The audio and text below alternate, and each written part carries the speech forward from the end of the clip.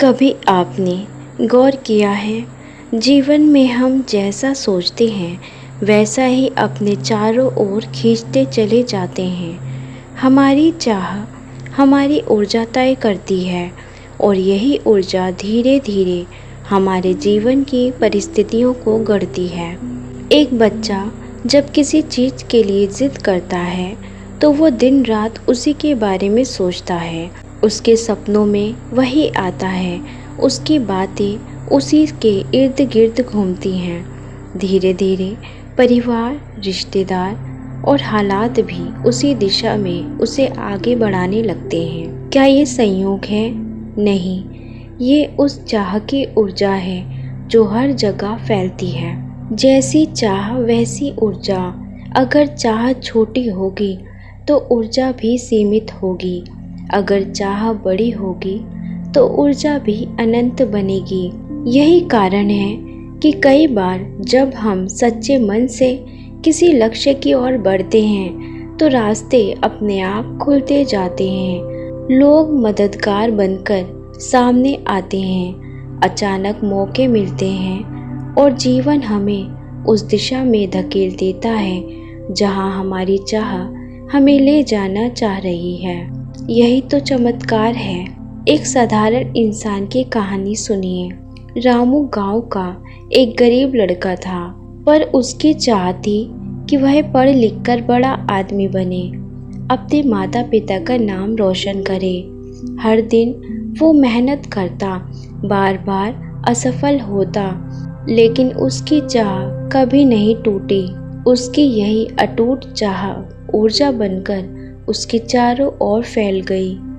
कभी कोई शिक्षक उसकी मदद कर देता, कभी कोई किताब अचानक मिल जाती, कभी परीक्षा में वही प्रश्न आ जाते जो उसने पढ़े होते।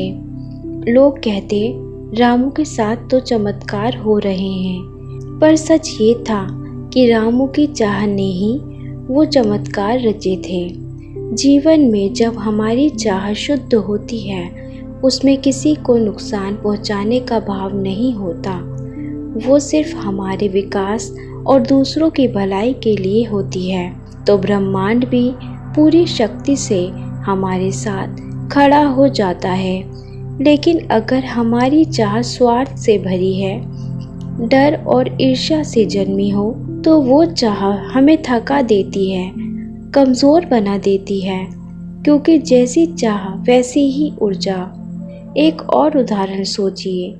आपने कभी चाहा हो मुझे शांति मिले, और उसी दिन आप शांत संगीत सुनने लगे, ध्यान करने का मन हो, या कोई ऐसा व्यक्ति मिल जाए जो दिल को हल्का कर दे।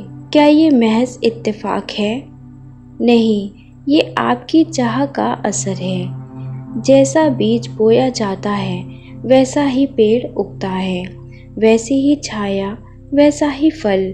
ठीक उसी तरह जैसी चाह बोई जाती है वैसी ही ऊर्जा उगती है, और वही ऊर्जा हमारे जीवन को ढाल देती है।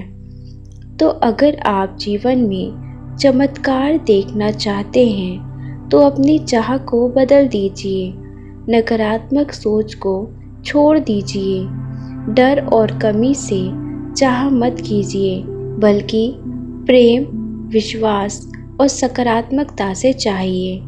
ब्रह्मांड को आदेश दीजिए, मैं प्रेम चाहता हूँ, मैं शांति चाहता हूँ, मैं सफलता चाहता हूँ, और फिर देखिए आपकी ऊर्जा कैसे बदलती है।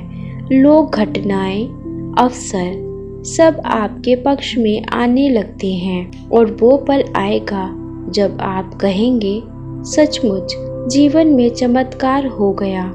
याद रखिए, चमत्कार बाहर से नहीं आता, वो आपके भीतर जन्म लेता है। आपकी चाह, आपकी ऊर्जा और आपका विश्वास मिलकर ही जीवन को नया रंग देते हैं। तो आज से ठान लीजिए, मेरी चाह प्रेम से होगी, मेरी चाह शांति से होगी, मेरी चाह विश्वास से होगी, और फिर देखिए आपका जीवन कैसे जादू और चमत्कार से भर जाएगा।